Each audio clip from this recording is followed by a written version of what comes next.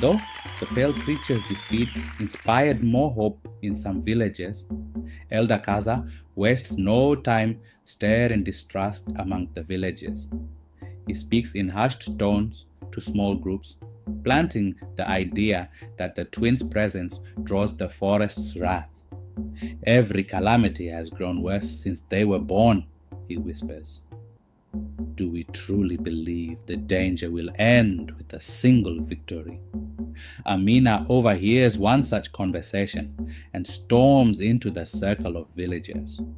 Her voice trembles with anger as she confronts Kaza. Your paranoia blinds you. Musa and Kezi risked their lives for this village while you stood by, doing nothing. The argument grows heated, drawing a crowd. Some villagers nod in agreement with Amina, while others shuffle nervously, swayed by Kaza's warnings. The divide grows clearer. Those who trust the twins and those who fear them. Amina returns home, her heart heavy.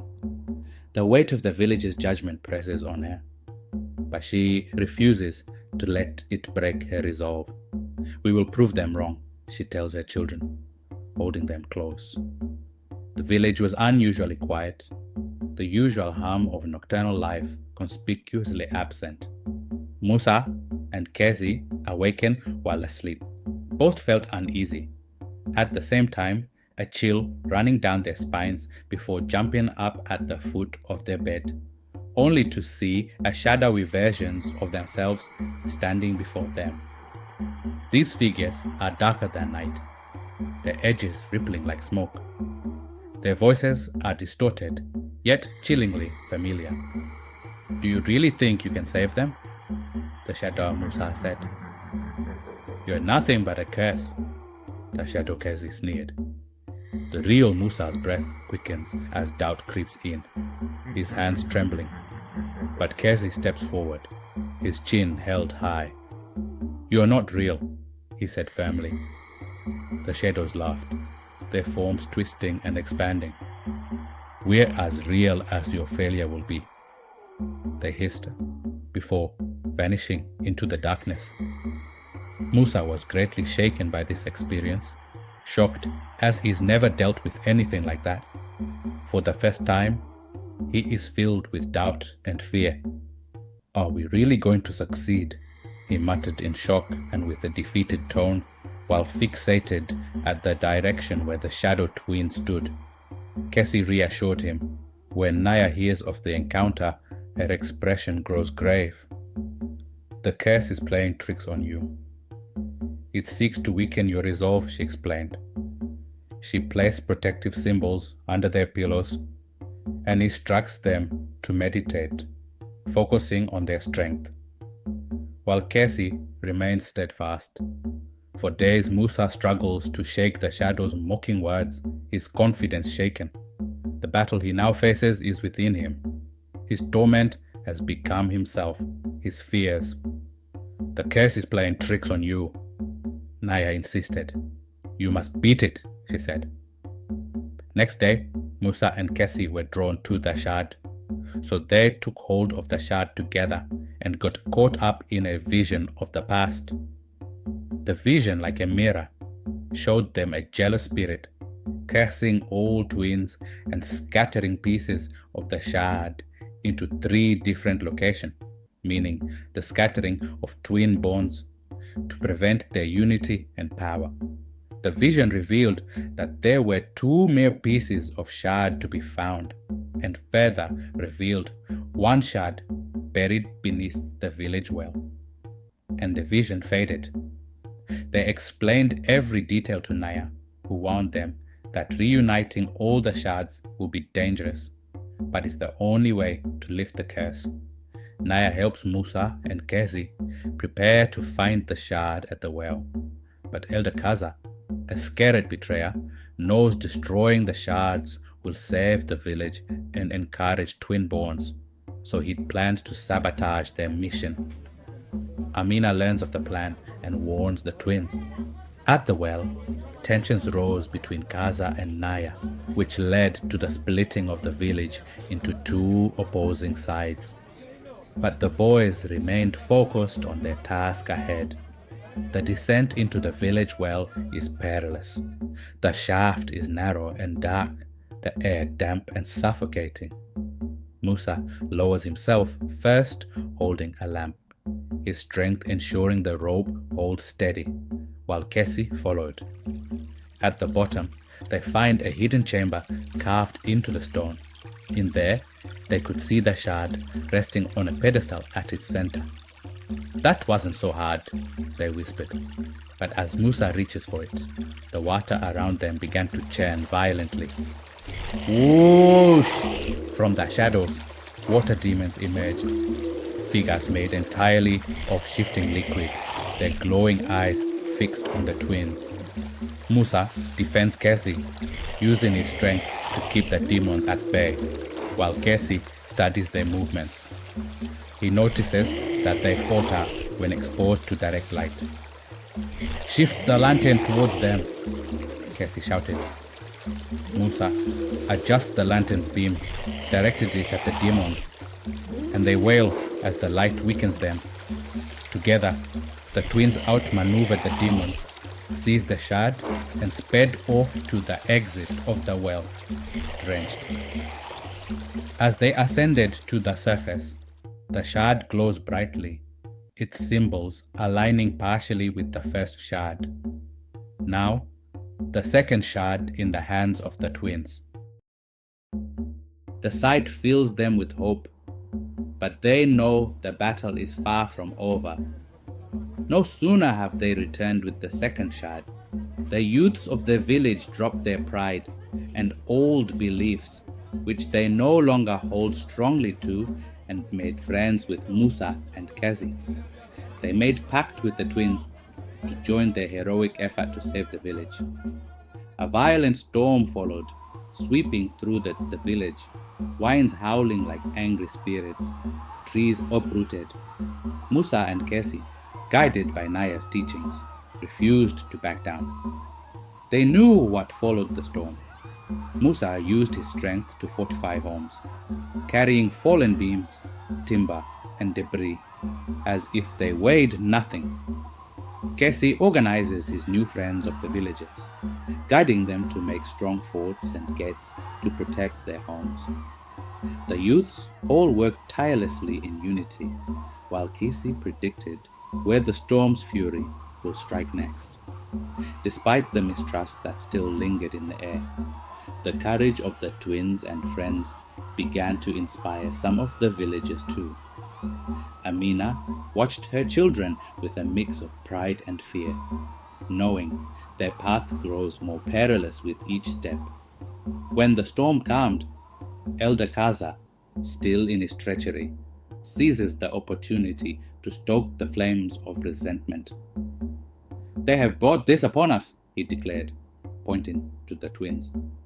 His words resonate with those still fearful of the curse, and the village raged in the division into two factions. One group, led by Kaza, demanded that the twins and Nia be banished to save the village. The others, though smaller, begins to rally around Amina and her children, recognizing their bravery and willingness to protect the community. Amina, though heartbroken by the betrayal of her neighbors, remains steadfast. "We will prove them wrong," she vows, her voice steady despite the tears threatening to fall. The tension in the village reaches a boiling point, with heated arguments breaking out at every corner. Nia warns the twins to stay focused. "The curse thrives on division," she tells them. "If the village falls apart, so will our chances of breaking the spirit's hold." As months rolled by, there were more attacks on the twins. The battle more intensified as the spirit shifted its focus to Musa and Kessi, directly and viciously. The more the attacks, the more the twins grew exhausted, but still conquering every episode while in search for the third and final shard. On one of those days that followed, the shadow twins appeared again in the twins' room, this time as twisted forms with glowing eyes, their bodies shifting and overshadowing the twins like numerous dark hands, pulling them into the dark shadow. But Musa and Kesi, holding pieces of the recovered shard, charged off the grip of the shadow hands, their muscles rippling as they stretch out their glowing shard like a weapon to fend off the shadow creatures. Every swing of the glowing shard like a blow that repelled the presence of the dark shadow twins, but also it awakened Musa and Kesi, like it drew power of them at the same time. Musa and Kesi struggled through the battle until they overpowered the evil. Then the twins collapsed in exhaustion. With Naya's strength and shield on them, they found strength. And from their friends, they found reassurance and purpose. As Naya studies the two shards, she notices faint patterns beginning to emerge when they are aligned. She carefully traced the glowing symbols, her mind racing. It's a map, she realizes. The patterns seem to form a path leading deeper into the forest, to a place where the final shard is hidden. Musa and Kesi prepare for what they know will be their most dangerous journey yet. The forest has grown increasingly hostile, and the spirits' attempts to stop them are becoming more aggressive. Despite their youthful age, the twins carry themselves with a determination that moves even their harshest critics. Amina insists on accompanying their mom this time, unwilling to let her children face the danger alone. As they set out, the villagers watch in silence, some with hope, others with lingering doubt. The path ahead is uncertain, but Musa and Kesi know one thing for sure. They must succeed, not just for the village, but for themselves too. Musa, Kesi, Nia, and Amina all set out on the journey after prayers from friends.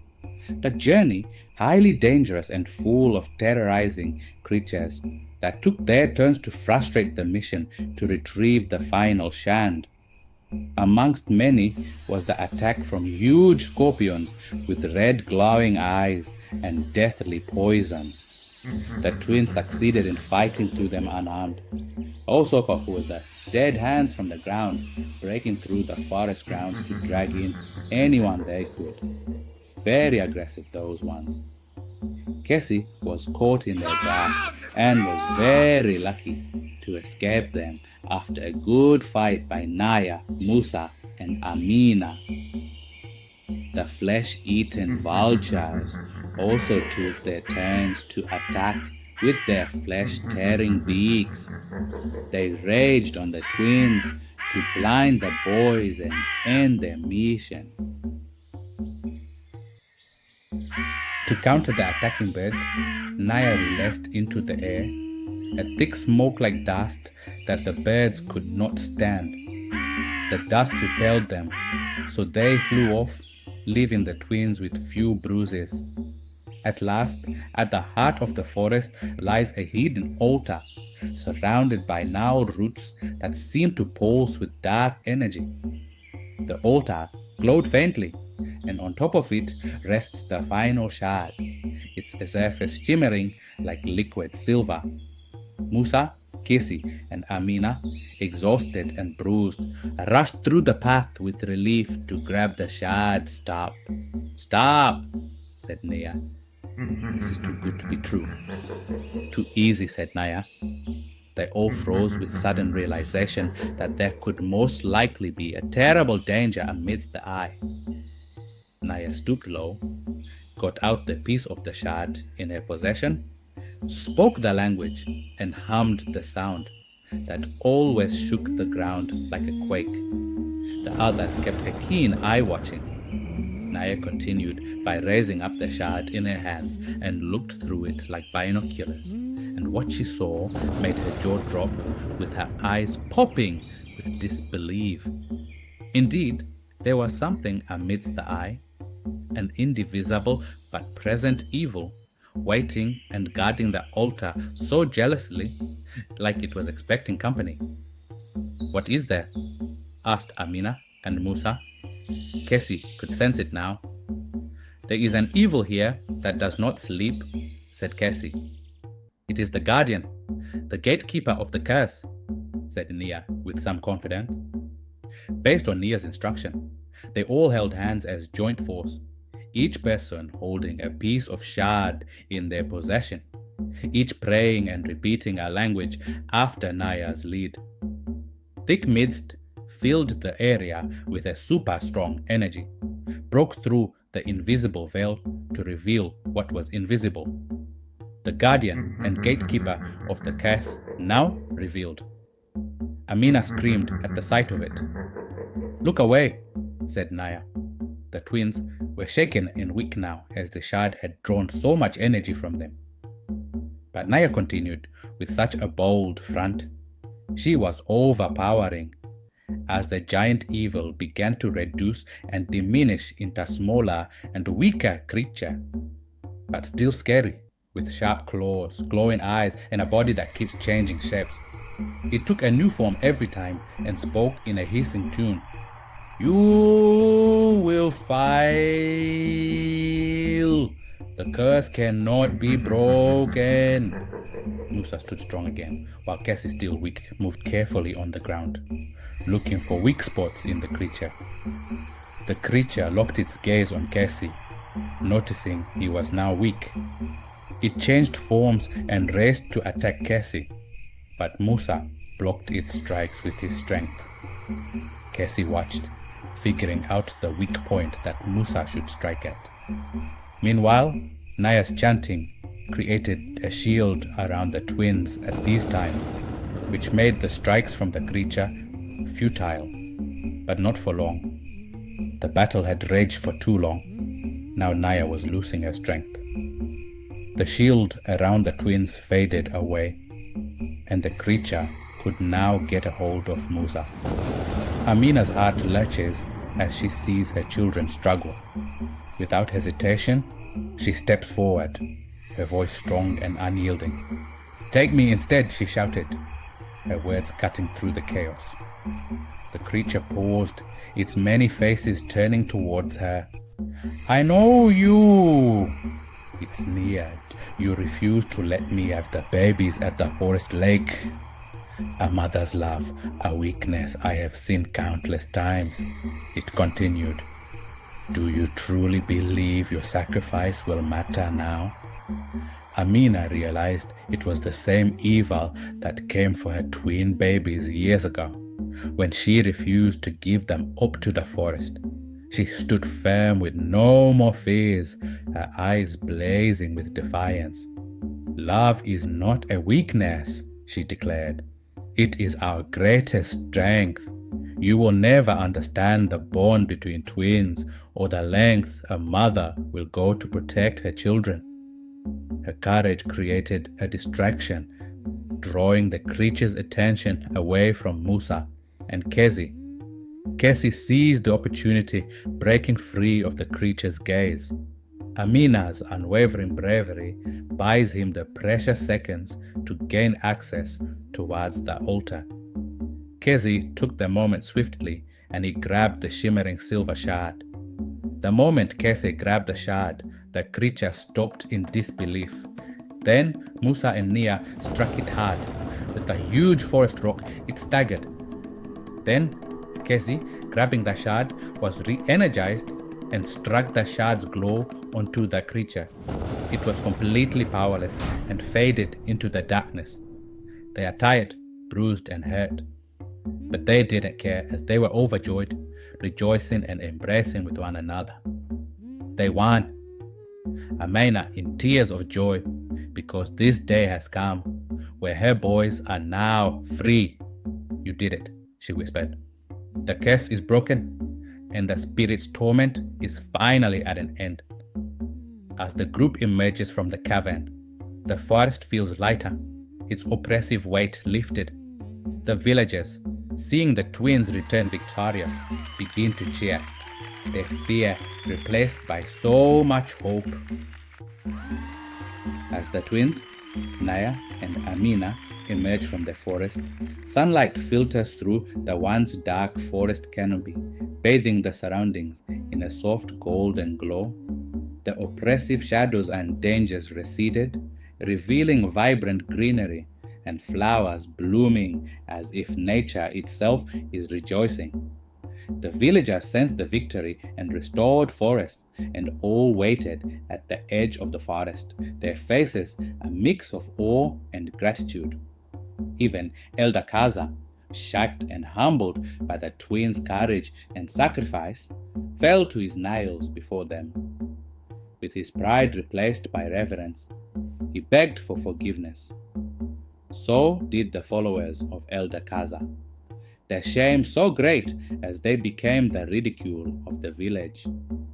As for Musa and Kezi, they were exhausted but victorious, felt the weight of the journey lifted as the village erupts in cheers and dancing for the twins. Amina embraces them tightly, her tears a mixture of relief and pride. The curse has lifted, and the forest's rebirth symbolizes a new beginning for everyone. The days following the spirit's defeat bring newfound hope to the village. Musa and Kesi are celebrated as heroes, their names spoken with admiration and gratitude. Villagers gather around them, eager to hear their story. The fire of twins, replaced by respect and wonder. Nia continued to use her knowledge to teach the villagers about unity and resilience. Her lessons inspired change, encouraging them to confront their fears and embrace the connections that make them stronger. Amina now felt an overwhelming sense of pride. "You've changed everything," she said to her twins, her voice filled with love. Musa and Kezi realized that their journey, though challenging, has transformed not just their lives, but the fate of the entire village and all surrounding villages, towns, and cities. Traveling from village to village, Musa and Kesi shared their story, dispelling the myths that have long haunted twins. The divided village now united. The people now work together to create a future free from superstitions.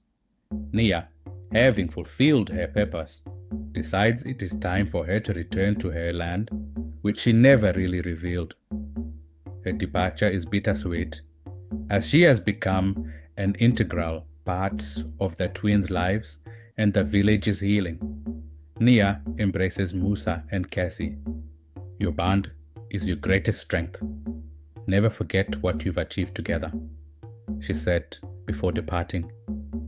The twins promised to honor her legacy, their hearts heavy but determined. Years passed, and Musa and Cassie grew into respected leaders, their wisdom and courage shaping the village's future. They both find love, marrying strong, compassionate women who share their vision of unity. Their families flourished, and when both couples are blessed with twin babies, the village celebrates with unprecedented joy. The birth of these twins marked a turning point, a double blessing till this day. This is my story of my despair, my joy, and my legacy. The tradition of abandoning twins now officially abolished not only in my village but also across the region because of courage. Never forget, fear feeds ignorance, but courage can conquer both. The bond between family is sacred and is greatest strength. So never forget what you've achieved together. My name is Amina.